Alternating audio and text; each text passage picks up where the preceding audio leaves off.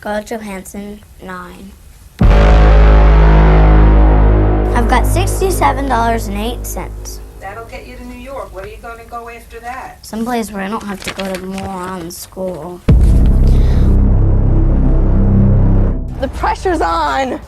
I would move out of the way if I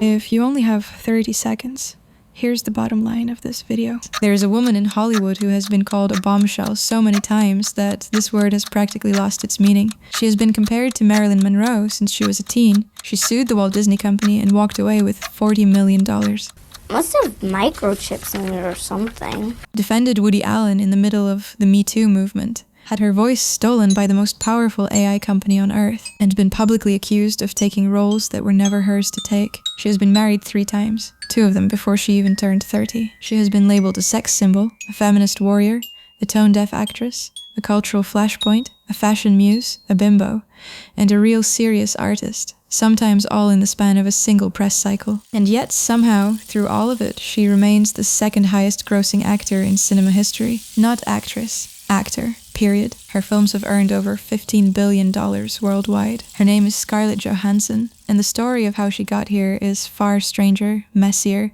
and more fascinating than any headline has ever managed to capture. Scarlett Johansson became the most bankable woman in film, not by being the most beautiful person in the room, not by playing it safe, and certainly not by being universally liked. Believe it or not, she did it by having a voice so low it got her rejected from every musical theater audition as a child, a face so expressive it could single-handedly carry an entire film, and a stubbornness so deep she once told the world she should be allowed to play any person, any tree, or any animal, because that is her job. She built her empire at the intersection of desire and defiance. That tension is her whole secret. I don't know if you noticed, but tension is pretty consistently the key ingredient. Well, if you would like a bit more of an explanation, follow me. Welcome. I'm Kira, and this is your beauty blueprint.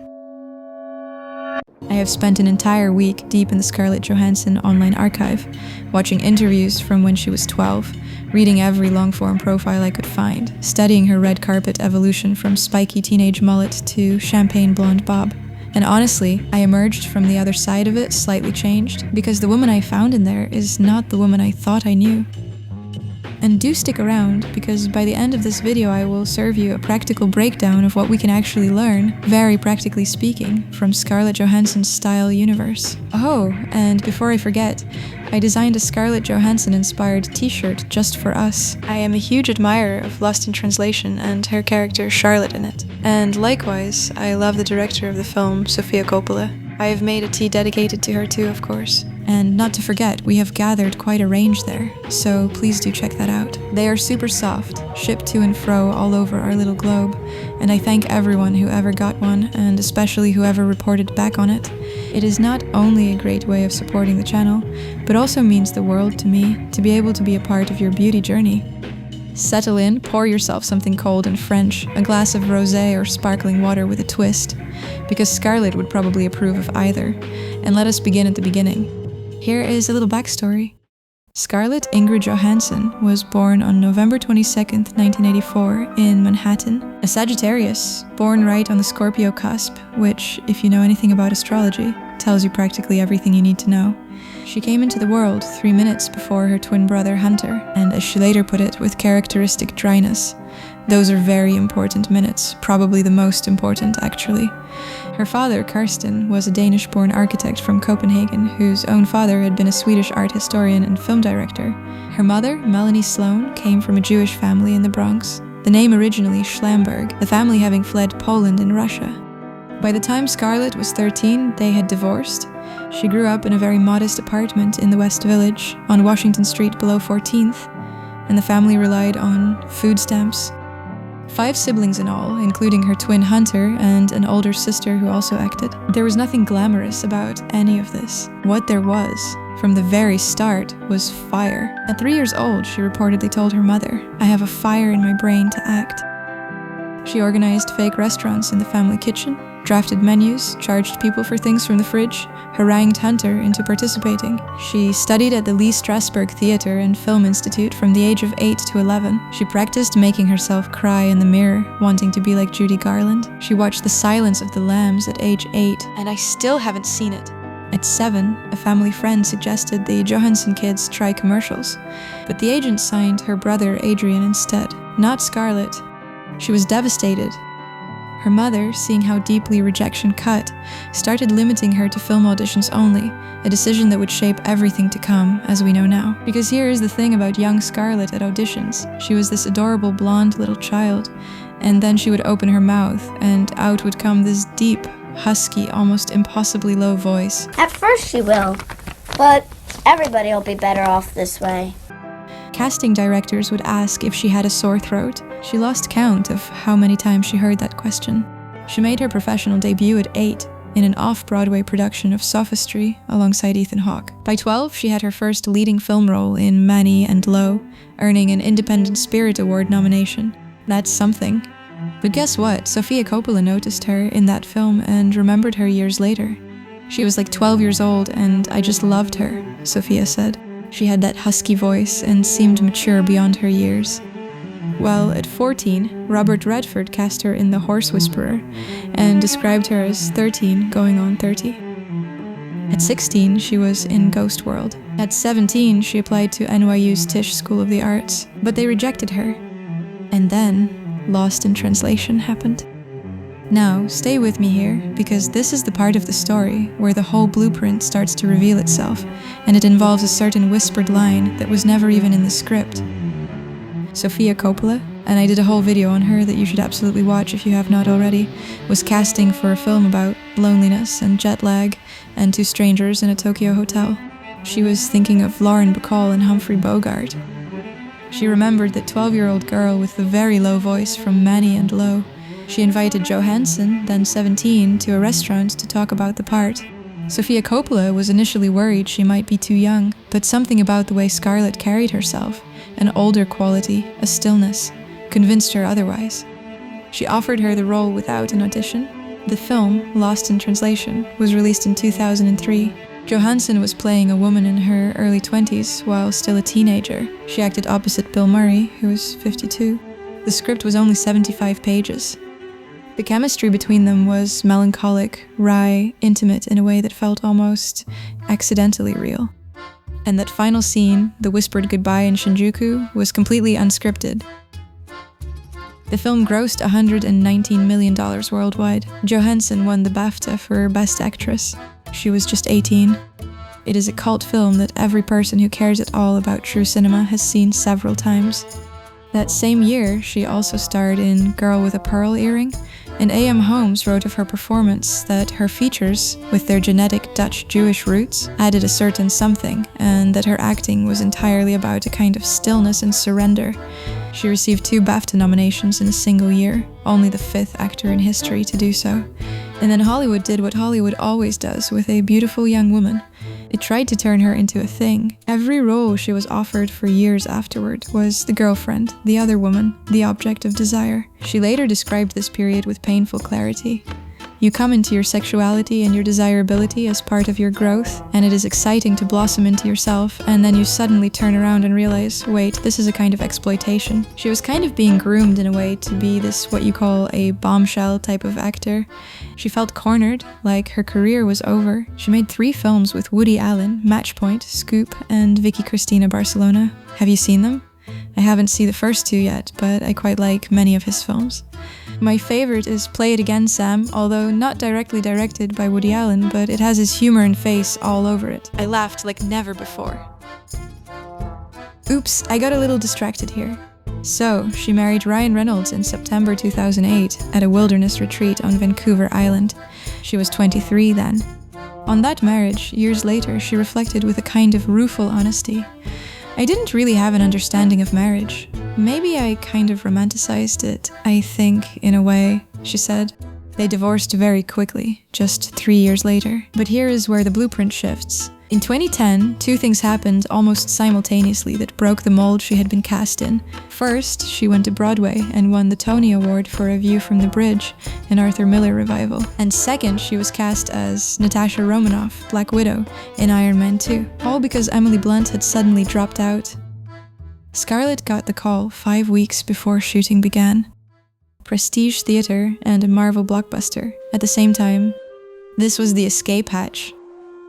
Okay, a quick little pause. If you are enjoying this, please take a second to like and subscribe. It's super easy for you to do, and it genuinely helps the channel grow, and it means I get to keep making these for you. And if you want even more, consider becoming a channel member. Members get access to exclusive podcast episodes, and I am so grateful to every single one of you who already supports me that way. Thank you.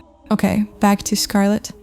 She would go on to appear in 9 Marvel films over the next decade. Her cumulative box office is staggering. Well, I guess she has to bank on her name and talents. Forbes named her the highest paid actress in the world, with earnings of $56 million in a year. But she was not done being interesting. Thank God. In 2013, she gave one of her finest performances, without ever appearing on screen. Spike Jonze cast her as the voice of Samantha, an AI assistant in Her, opposite Joaquin Phoenix. She won Best Actress at the Rome Film Festival for a role in which her body was entirely absent. Good morning, Theodore. Morning. You have a meeting in 5 minutes. You want to try getting out of bed? Get up! You're too funny. And please let's keep in mind this absolutely amazing synchronicity. Sofia Coppola and Spike Jonze had been married and then divorced, and both directors made a film about their experience of that marriage falling apart. Lost in Translation and Her are artworks built on the same life, and Scarlett played in them both. Theodore, I saw in your emails that you'd gone through a breakup recently. You're kind of nosy. Am I? I don't know about you, but I am really into this fact. Something about it is magical to me. Well, the same year she also played an alien in human form, driving a van through Scotland, improvising conversations with non-actors on the street. That was Jonathan Glazer's Under the Skin, a really good film too, based on an incredible novel I would recommend you read too. And it was her first fully nude role. The film took 9 years to make. Many critics consider it her greatest performance. And this is the point in the story where I need you to stay with me, because the contradictions are about to get really interesting. In 2017, she starred in Ghost in the Shell, a live-action adaptation of a Japanese anime, and was accused of whitewashing. The movie opened to a dismal $19 million domestically, against a $110 million budget. A year later, she was announced to play a transgender man named Dante Tex Gill in a biopic. The trans community protested. Her initial response, delivered through her representative, was astonishingly tone-deaf. Tell them that they can be directed to Jeffrey Tambor, Jared Leto, and Felicity Huffman's reps for comment. She withdrew from the film shortly after, and later told Vanity Fair, with what seemed like genuine remorse, that she mishandled that situation and was uneducated. She defended Woody Allen publicly in 2019, saying, "I love Woody, I believe him, and I would work with him anytime." Dylan Farrow responded on Twitter. Then, in a separate interview, Johansson declared that as an actor, she should be allowed to play any person, or any tree, or any animal. The internet had a field day. She later claimed the quote was edited for clickbait. When asked about all of this in The Gentlewoman, she offered perhaps her most self-aware line, "I have made a career out of it." And then, more quietly, "Everyone has a hard time admitting when they are wrong about stuff. I can be reactive, I can be impatient, and that does not mix that great with self-awareness." In 2019, the same year she was catching fire for those remarks, she delivered 2 Oscar-nominated performances. Nicole, a woman dissolving her marriage in Noah Baumbach's Marriage Story, and Rosie, a single mother hiding a Jewish girl in Taika Waititi's Jojo Rabbit. She became one of only 12 performers in Academy Award history to receive 2 acting nominations in the same year. Baumbach said of her work, "There are moments where nothing is spoken and her face says everything." Personally, she was going through her own divorce at the time from her second husband, the French journalist Romain Dauriac. When asked what drew her to him, she said simply, "His brain. He is the smartest person I know."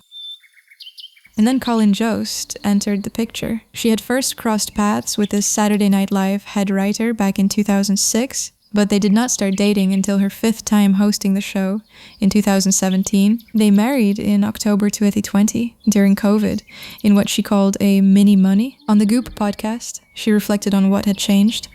I needed to be with a compassionate person. And that is why it works with Colin and I. In 2021, she sued Disney for releasing Black Widow simultaneously on Disney+, alleging the company breached her contract. Disney's combative response, disclosing her salary and invoking the pandemic, backfired spectacularly. She settled for approximately $40 million, and the lawsuit became a precedent for streaming-era talent compensation. And then, in 2024, came perhaps the strangest chapter of all. Sam Altman, the CEO of OpenAI, personally called her and asked her to be the voice of ChatGPT, but she declined. OpenAI launched a voice called Sky that researchers found was more similar to Johansson's voice than 98% of the other actresses they tested. Altman posted a single word on X after the demo, her. Scarlett's public response was this: I was shocked, angered, and in disbelief. In a time when we are all grappling with deepfakes and the protection of our own likeness, these are questions that deserve absolute clarity. The voice was permanently removed. No lawsuit was filed. Then, by 2025, she had directed her first film, Eleanor the Great, which premiered at Cannes. She has a production company and is developing her first major television role. She is 41 years old and shows absolutely no signs of stopping. So what is it exactly that makes Scarlett Johansson so Scarlett Johansson? We can place Scarlett in the lineage of the great feminine archetypes who wield sexuality not as submission but as authority. She occupies the same mythological space as the women she has been compared to her entire career. Monroe, Bacall, Veronica Lake, Clara Bow, Garbo, Dietrich. But where those women were ultimately consumed by the machine that made them, Scarlett has done something different. She has survived the machine. More than that, she has argued with it, publicly, clumsily, sometimes foolishly, and come out the other side, still working, still desired, still evolving. Sophie Elmhurst, writing in The Gentlewoman, described her perfectly. She has retained the status of a character actor with blockbuster effect, someone who brings an alchemy of fanatical commitment, off-kilter wit, and a sardonic intelligence to roles that derail preconceptions, particularly those related to her beauty, the kind that has bamboozled male journalists for decades. There is a whole academic book about her, Screening Scarlett Johansson, published by Palgrave Macmillan, analyzing her through feminist and queer theory. Scholars dissect what they call her body trilogy, Her, Under the Skin, and Lucy, arguing she embodies disembodiment, split embodiment, and hyper-embodiment, sometimes all at once. But let us get to something more tangible, because I think the real blueprint here is not theoretical. It is this. Scarlett Johansson took the thing that should have easily been her greatest flaw, that impossibly deep voice, and made it her most recognizable and desirable asset. A speech-language pathologist at Columbia once explained that a husky voice comes with a breathy quality that betrays feelings of intimacy, that it is less direct, warmer, and culturally coded as sexy. Every casting director who asked the little blonde girl if she had a sore throat was hearing something they could not categorize. She has also said, I feel more like myself the older I get, and I think it is reflected in how I look. On being called a sex symbol, she once offered this: I have never considered myself a femme fatale, as I have never seduced anyone and ruined their lives, at least as far as I know. And on sexist interview questions, she may be the only person to ever shut down a press tour reporter by responding, since when did people start asking each other in interviews about their underwear? Well now, as promised, let us get into the practical side of things. What can we actually take away from Scarlett Johansson's approach to beauty and style? First, the hair. This woman has been every color and every length. She went from childhood blonde to a rebellious spiky mullet at 19, to polished golden waves for the Lost in Translation era, to the red hair that became synonymous with Black Widow, to a dramatic pixie cut while pregnant, to platinum slicked back pixie, to choppy bobs, to her current champagne blonde. The lesson here is not to copy a particular cut, obviously, but to understand that transformation is the point. Reinvention is the juice of life, I swear. She treats hair the way a painter treats a canvas. If you have been wearing the same hairstyle for 5 years because you are afraid of change, she would probably tell you to stop. Second, the skin. She struggled with acne as a teenager, and well into her early 20s. Her solution at the time was to strip everything away with toners, retinol, and drying creams, creating what she called a horrible cycle of irritation. She relied on makeup artists to conceal what she could not fix. Eventually, she simplified radically. Her routine today is 3 steps. all under 3 minutes. Cleanser, serum, moisturizer. She swears by lymphatic facial massages before events. Her quick out-the-door look is a red lipstick and nothing else. She co-founded a skincare line, The Outset, built around a botanical alternative to hyaluronic acid made from cassia seeds. I don't know much about it though, so if you have ever tried it, please let us all know in the comments. This could be the most reliable source, and we'll all be thankful, I'm sure. Third, and this is perhaps the most important beauty lesson she offers, she has always rejected the idea that thinness equals desirability. I do not need to be skinny to be sexy, she has said plainly. Her go-to colors are red, gold, and silver. The formula is simple. Pick a silhouette that celebrates your shape. Choose a color that makes you feel like the most interesting version of you.